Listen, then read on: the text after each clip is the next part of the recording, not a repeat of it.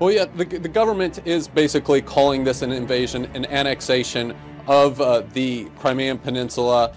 They've called for restraint from the Russians. They're saying that the Russians need to leave, but they're also saying that the Ukrainian military needs to show restraint. They're saying they don't want any more bloodshed. And right behind me here in Kiev, they're still mourning the people who died in those bloody protests. Just very recent, dozens of people died there. They're still mourning. They don't want to see any more bloodshed. They're trying to go to the international community. They're trying to go to the United Nations Security Council, which is convening. They're trying to also go to the European Union to send monitors here to make sure that the sovereignty of Ukraine is respected, Jake.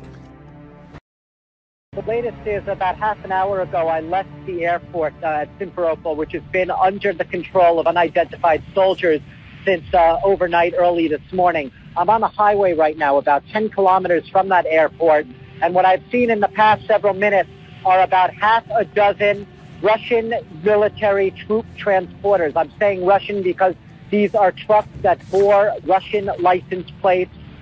They were carrying troops. We briefly saw that they were troops, armed troops. They were all headed in the same direction.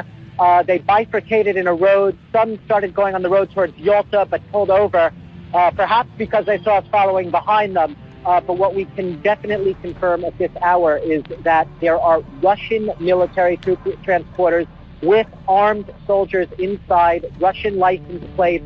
They are on the move and they are going somewhere, half a dozen of them. So there's definitely some military movement adrift, and Ukrainians we've been speaking to say that this is inhabitual. They are not accustomed to seeing Russian trucks, Russian military trucks, carrying armed men on the roads in and around this capital. They began seeing them really yesterday, early yesterday, and today there seems to be a heavier presence. We saw lots of trucks coming and going.